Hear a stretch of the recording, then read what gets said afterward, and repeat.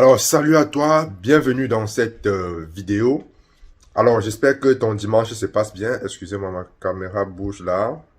J'ai fait cette vidéo toujours de façon spontanée parce que ça fait un bon bout que je ne fais plus de vidéos.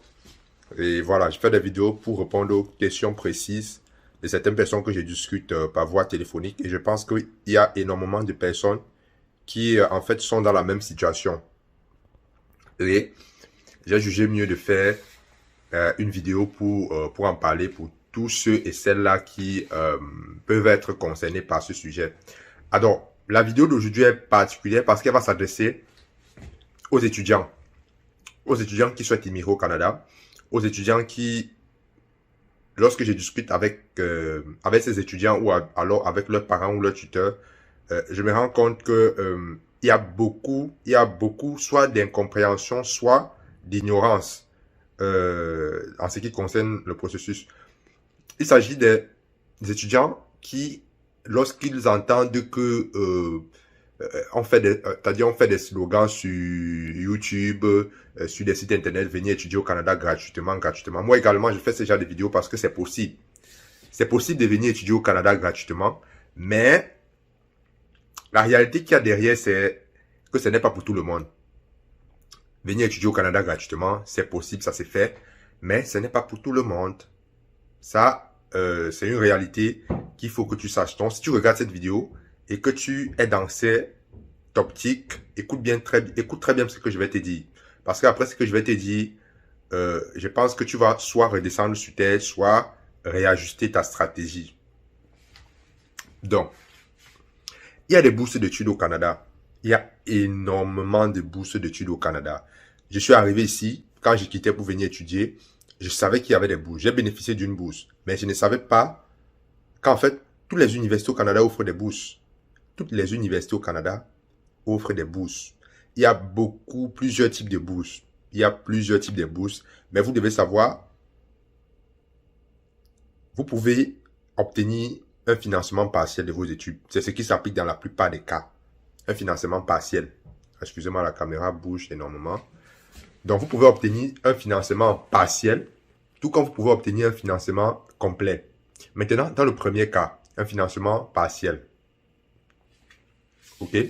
Le financement partiel, tu obtiens le financement partiel lorsque tu soumets ton dossier d'admission dans une université ou une école. Quand je parle d'école ici, je parle par exemple comme l'école polytechnique, je parle par exemple comme ETS, je parle par exemple comme, bref, la plupart des écoles professionnelles qui ne sont pas des universités. Il y a école, il y a université, ok? Mais il y a des écoles qui, voilà, donnent des cours équivalents au niveau supérieur, quoi. Donc, les bourses partielles que vous obtenez, il y a ce qu'on appelle les bourses d'inception, c'est-à-dire vous êtes exempté des droits de scolarité.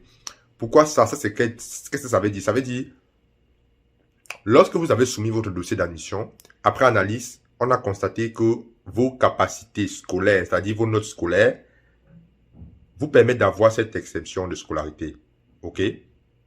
Maintenant, la question que je vais te poser, toi qui regardes cette vidéo, est-ce que lorsque tu analyses ton parcours académique, tes performances académiques, est-ce que tu penses que tu as suffisamment bien travaillé pour pouvoir mériter ce genre de bourse? C'est la question que tu vas te poser et c'est à ce niveau que tu vas axer tes recherches.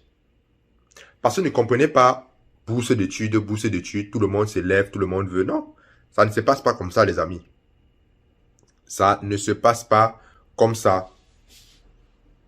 Donc, est-ce que toi, tes performances académiques, scolaires, est-ce que lorsque tu étais en classe de seconde, tu avais des bonnes notes? Parce que parfois, on regarde, pour ceux qui demandent avec le bac, on demande vos bulletins de notes de la classe de seconde. Est-ce que tu avais des bonnes notes? En première, est-ce que tu avais des bonnes notes? OK? Est-ce que tu as reçu ton baccalauréat avec une mention? Voilà autant de choses qu'on regarde pour te donner. J'ai dit ça, c'est une bourse partielle. Ça, ce sont des bourses partielles. Tout à l'heure, on va parler des bourses complètes. Les bourses complètes, ce sont des bourses où voilà, on finance, dans certains cas, on finance tout. Tu finances uniquement le billet d'avion. Et dans certains cas, on finance pas tout, jusqu'à ce qu'on te donne l'argent de poche. Mais est-ce que lorsque tu regardes ton parcours, est-ce que toi, qui dis oui, j'ai entendu il y a des bourses d'études, on n'a pas d'argent. Est-ce que c'est la première question? Est-ce que tu as le profil pour mériter une bourse? Il faut être à un moment donné sérieux et sincère. ça ne sert à rien de se voiler la face. Parce que je sais, il y a beaucoup qui m'approchent lorsque je leur pose des questions sincères. Non, mon bulletin était perdu. Non, c'est pas moi qui demande ton bulletin parce qu'on va te demander ça à l'université. On va te demander ça à l'université. Maintenant, tu vas demander la mission. Si tu n'as pas eu des bonnes notes, mais que tu as quand même le niveau, on va te prendre, mais tu ne dois pas bénéficier de la bourse. Tu vas payer comme tout le monde. Tu vas payer 20, 25, 30 000, parfois plus, indépendamment de la filière que tu choisis. OK? Parce que quand je donne les frais de scolarité à certaines personnes, je dis souvent 800, entre 20 et 25 000. Ça, c'est la moyenne, hein? Et ça, c'est la moyenne. Parce qu'il y a des filières, si tu veux faire par exemple la médecine, non, c'est pas ça. Ça va au-delà. OK? Donc, ce sont des choses que tu dois voir, tu dois calculer. OK? Si tu n'obtiens pas la bourse, il faut avoir les moyens.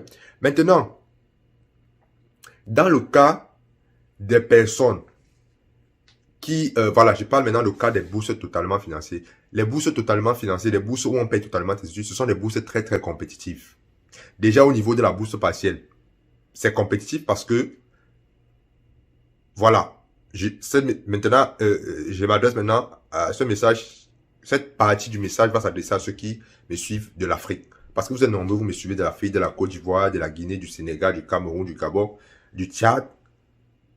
Vous devez savoir que vous n'êtes pas les seuls à postuler à ces bourses. Il y a des Chinois qui postulent. Il y a des Indiens qui postulent. Il y a des Pakistanais qui postulent. Il y a des Juifs qui postulent. Et dans certains cas, certains de ces pays, par exemple la Chine, j'ai fréquenté avec des Chinois, ils ont des accords avec le gouvernement du Canada. Par exemple, le Pakistan, la Syrie, les pays qui sont actuellement, si vous avez remarqué actuellement, l'immigration freine beaucoup. Il y a des gens qui n'ont pas, ils ont demandé le visa depuis, ils ont eu la confirmation, mais ils n'ont pas eu. Parce qu'on est en train de traiter le cas de l'Ukraine. Donc, il y a des cas comme ça où certains pays sont prioritaires.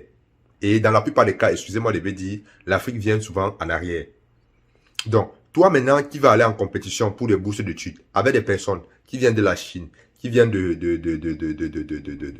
l'Inde, est-ce que tu mesures un peu? Est-ce que toi qui me regardes, est-ce que tu mesures? Parce que là, je m'adresse aux étudiants, hein. Je m'adresse aux étudiants. Est-ce que tu mesures un peu à quel niveau de compétitivité? Bien sûr, je ne suis pas en train de dire de ne pas essayer, hein. Non. Si moi, j'ai pu bénéficier en raison de mes performances académiques, en raison de mon parcours professionnel, toi aussi, tu peux. Mais, est-ce que tu as le profil? Voilà les questions. Et il faut être sincère lorsque vous voulez vous engager dans une procédure. Soyez sincère avec vous. Ça ne sert à rien de vous tromper, ça ne sert à rien de poursuivre. J'appelle ça poursuivre le vent. Analysez votre situation. Si vous ne savez pas comment ça se passe, allez voir un spécialiste. Il va vous expliquer. OK? Parce que lorsque tu n'as pas la bonne information, on peut facilement te tromper. C'est pour ça que les gens se font arnaquer facilement. Il y a une dame qui m'a envoyé un brochure d'une bourse d'études. Ça fait même pas 1 heure de temps. Ou c'est quelqu'un qui a envoyé à l'université de Toronto. Lorsque je regarde, moi, je vois que c'est le faux. C'est un montage. Parce que les gens n'ont pas la bonne information. Donc, maintenant, en ce qui concerne, je reviens sur les bourses totalement financées. Maintenant, en plus d'avoir les bonnes notes pour avoir une bourse, il y a des concours qui sont lancés. Il y a des concours qui sont lancés. OK? C'est-à-dire, on dit, OK, pour obtenir ces bourses, il y a un concours que vous allez passer. Et c'est à l'issue de ce concours qu'on sélectionne les candidats. Est-ce que tu as le niveau pour passer ce type de concours? Bien sûr, il y a d'autres bourses totalement financées qui s'adressent aux personnes vivant en Afrique, dans les pays pauvres, démunis. Voilà, les orphelins, il y a des personnes, il y a des organismes caritatifs qui financent totalement. Parce que, comme je le dis toujours, au Canada, ce n'est pas tous les gens qui fréquentent au Canada n'ont pas des parents aisés. Il y a des gens qui ont bénéficié d'une bourse comme ça parce que venant d'une famille démunie, venant d'un pays issu de la guerre, il y a des organismes qui viennent prendre les enfants, financent. Même là encore, si vous êtes un enfant, vous êtes d'un pays en guerre et que vous n'avez pas une certaine scolarité, on ne vous prend pas parce que vous venez étudier. OK? Il y a des exceptions, il y a des cas comme ça. Mais maintenant, toi qui es normal, qui veut une bourse, tu dis OK, tu veux venir au Canada, tes parents n'ont pas les moyens, tu veux une bourse totalement financée. Est-ce que tu peux passer tous ces concours? Est-ce que tu as eu des bonnes notes? Est-ce que tu peux être compétitif? Et un troisième élément pour obtenir une bourse totalement financée, dans certains cas, il faut avoir de l'expérience de travail. Ah oui, ça vous ne savez pas. Dans certains cas, il faut avoir de l'expérience de travail. On veut des gens qui ont eu un bon parcours académique, qui, n'est-ce pas, vont passer un concours. Et de troisièmement, qui ont de l'expérience dans leur domaine. Par exemple, si tu fais comptabilité, on va te dire, OK, tu as travaillé en cabinet de Combien de temps? Quelle expérience tu as? Est-ce que tu as le parcours? Est-ce que tu as les références? Est-ce qu'on peut appeler tes employeurs pour vérifier? Voilà la réalité, les amis. Donc, ne vous trompez pas. Cette vidéo, je n'avais pas prévu la faire long, mais il faut... Je ne dis pas ça parce que j'ai quelque chose de... Parce que j'ai causé avec une dame là, elle me dit non, tu es trop dur. Je ne suis pas dur, je suis sincère, je suis réel avec vous. Ça ne sert à rien. Ça ne sert à rien. Et le dernier message que je vais te passer, si tu n'as pas les moyens pour venir étudier au Canada, cherche un autre pays. Cherche un autre pays. Je suis en train de voir avec un ami ici qui était dans cette situation. Il est passé par la Suisse. Je ne sais pas s'il va accepter qu'on fasse un direct sur cette chaîne qui nous raconte un peu son parcours. Vous allez voir, comme on dit souvent, tout chemin mène à Rome. Il faut être patient. Et voilà, parfois dans la vie, les choses que l'on souhaite avoir ne nous viennent pas au moment auquel on désire. Je dis encore, les choses qu'on souhaite obtenir dans la vie ne viennent pas parfois au moment où on s'entend. Ne viennent pas parfois au moment où on avait préparé. C'est fut mon cas. J'avais voulu aller en Belgique, en France. J'ai eu des échecs. Ça m'a fait mal. Je n'ai pas compris pourquoi. Et pourtant, j'avais même là-bas, j'avais eu, je pense que j'avais eu une inception. Je devais payer quelque chose comme 500 €. Je ne me rappelle plus trop. Mais je ne devais pas payer pareil. Parce que j'avais un bon parcours académique. Ok. Mes bulletins étaient bons, mon parcours, l'expérience, tout était là. Ça a échoué. Je voulais aller, je n'ai pas eu ça en ce moment parce que la Providence voulait que j'aille au Canada. Donc, vous aussi, vous devez comprendre et ne forcez pas les choses. Là, maintenant, je ne m'adresse pas à tout le monde. Je ne suis pas en train de dire que si tu as les capacités, non, si tu as les capacités, fonce, hein.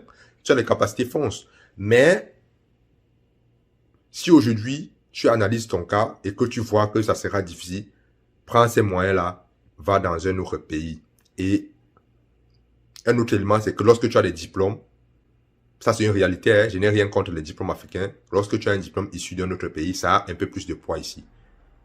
Ça a un peu plus de poids ici que les diplômes qui viennent de l'Afrique. Je ne suis pas en train de dire que les diplômes qui viennent de l'Afrique, non. Moi, j'ai eu un diplôme, tous mes diplômes, je les ai obtenus sur le continent. Et c'est ça qui m'a valu d'obtenir des bourses d'inscription et tout ça. Mais, voilà, c'est une réalité. D'accord? Donc, voilà ce que moi, je voulais partager avec toi dans cette vidéo. Et si j'ai dit des choses qui ont blessé certaines personnes, j'ai simplement essayé d'être réel et sincère avec vous. Donc, venir étudier au Canada, c'est vrai, c'est possible, mais ce n'est pas fait pour tout le monde. Et à un moment donné, il faut être lucide pour accepter ces réalités. Je suis Arthur, ça m'a fait plaisir de parler avec toi. Excusez-moi, la caméra bouge énormément, mais il fallait que je fasse cette vidéo pour, n'est-ce pas, te donner cette information. Je vous remercie et voilà, à la prochaine dans une nouvelle vidéo. Merci.